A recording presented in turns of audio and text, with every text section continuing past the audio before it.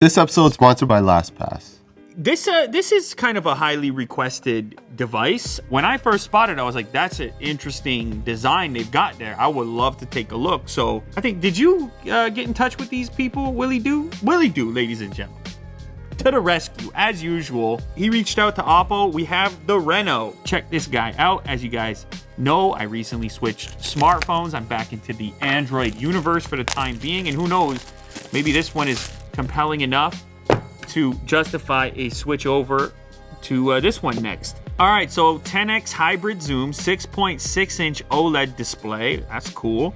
Ultra night mode and 4,065 milliamp hour battery with VOOC flash charge 3.0. Okay, so that's some exciting stuff right there. All right, so pricing, Will says starts at around $575. So that's kind of a compelling price point, a little bit below your typical flagship. Mirrored finish on the black with like a gradient color thing happening from grayish, bluish, purplish. What's cool here, the camera unit is completely flush with the glass back. No camera bulge whatsoever. All right, so update on the zoom characteristics. It's gonna be 5 times optical 10x hybrid. This is called the O dot. My guess was that it was to elevate the back glass panel of the phone up off the table a little bit so that the lens section wouldn't scratch. And according to Will, that's the case. That's exactly what that is for.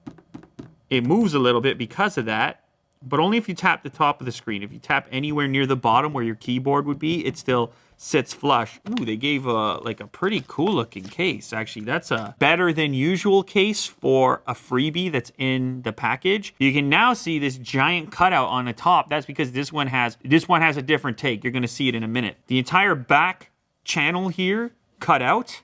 It's kind of cool. Got a quick charge VOOC power brick. You also have a USB Type-C cable. There's a SIM tool inside of here, and there's also a headset. It looks a little bit better than usual. It fits in the ear, and you have multiple ear tips in order to get the right fit. Looking at the device, you have your power switch over on this side, and it's indicated here by this cool little green color. The bottom is your Type-C connector, as well as your SIM card tray, speaker unit in that location as well. Volume buttons up, down, over on the other side, and then if you look at the top of the device, you get your first sense of where this pop-up camera is going to elevate. Take that. Right away, you're going to realize this is a full display situation. I mean, we're basically we're in the era now of full screen displays. No notch necessary. Full screen, no notch, no cutout, just a clean look. And this one is 6.6 inches OLED, so it's actually a pretty nice looking display as well. This display actually very similar to the OnePlus. These might very well be the same display or quite similar. I will say on the OnePlus device, it curves over the edge, like the glass curves to each side. This one is flat, but they're very comparable and they're the same size. Fingerprint setup, it's a in-display situation, optical based fingerprint. You can see we have the Color OS skin on here, which is quite a bit different. I mean, look at that. It's quite a bit different. It got some iOS inspiration in there, but even there it's different. The display looks good, especially after boosting the brightness. So the OnePlus has a resolution advantage, but they're both OLED, and you're probably not gonna pick up too much of a difference. Now, what about the magic trick? Obviously, the camera module, that's what most people are interested in. Whoa, and you can actually get a glimpse of yourself there, Jack. I don't know if you noticed. There you are. This one, the whole top moves. Now, you may recall previous Oppo devices, some of the first I ever looked at with motorized cameras, the whole back piece kind of moved up. The Oppo Find X, which was one of the first I ever looked at with a motorized camera. This one is sort of inspired by that in the fact that a lot more of the top portion moves.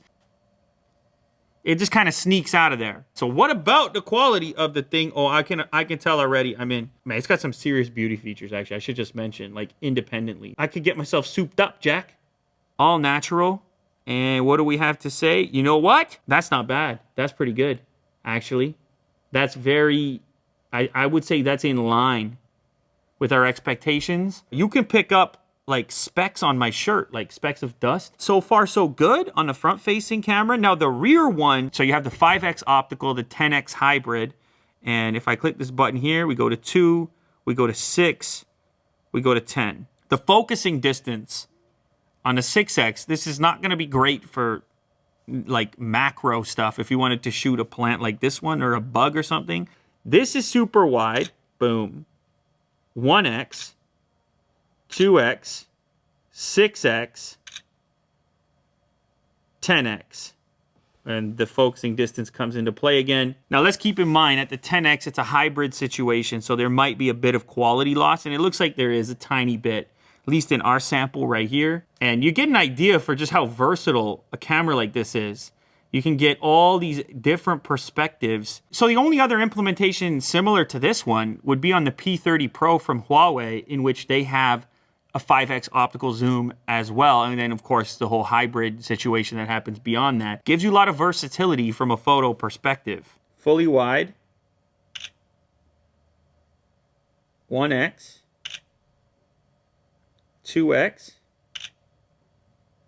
6X.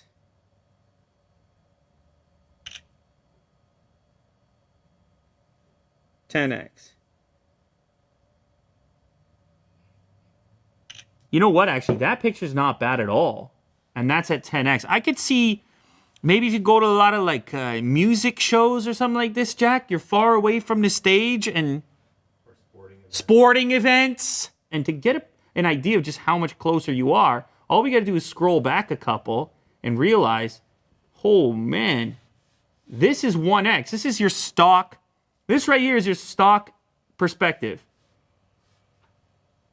I mean, that's a totally different situation. So versatility, I think that's the name of the game with this product. What's the story of this phone? At this point, it's full display, motorized camera, tons of zoom, and a decent spec list, and a price point that also happens to be lower than the sub-flagships or the competitive flagships or the flagship killers, as they're called, like the OnePlus 7 Pro. So that's the angle here. All right, so we'll load up a Lou later video here and see how the audio sounds for dialogue. Recent upload. The little thing with all kinds of thermal issues actually. Whoa. Flied. This was Apple's take on like a modern workstation computer, that they were going to have desktop class graphics. OnePlus 7 Pro comparison, since I have it here. A lot of people at the time had wanted something. That sounds better. The Oppo sounds better. Cheaper prices sounds better. And it's coming from a guy where this thing comes in. But I mean, you've obviously, at this point, you've seen it. It's more clarity. It's more detail. It's just a slightly better speaker experience. You have a Snapdragon 855. Adreno 640 GPU. You can get it with 6 or 8 gigs of RAM and 128 or 256 of storage. It's kind of an interesting package, if I dare say so myself. This Color OS thing, that's a hurdle to overcome. I would, of course, go in here, install a launcher. I would configure. I would customize. Remind me, Will, you said $575 USD. That's a compelling package, really, when you think about it. So it's also got a night mode on it. I'd say the package is pretty compelling. Now I'm starting to understand why this was a requested device. It got a lot of interest from you guys. $669 for the phone on my left, OnePlus 7 Pro. $575 for the phone on my right. You don't get the 90 hertz display. And that thing, it doesn't show up on camera. I mean, I know I've only been using this for a little bit, but it gives you this sense of speed. It's not a huge deal. It shouldn't be a deal breaker, but it's something worth noting. What can I say? Choices, they're out there in the world. It's also interesting and exciting. And here's a new one, a new choice to add to the mix. Maybe you're looking at this now. A little bit of extra reach. Coachella, the whole story. Who knows? I think it's pretty cool. This episode is sponsored by LastPass. With LastPass, you don't have to write, remember, or reset your passwords. All you have to do is remember your master password. When you open an app or a site, LastPass will fill in your passwords and usernames for you.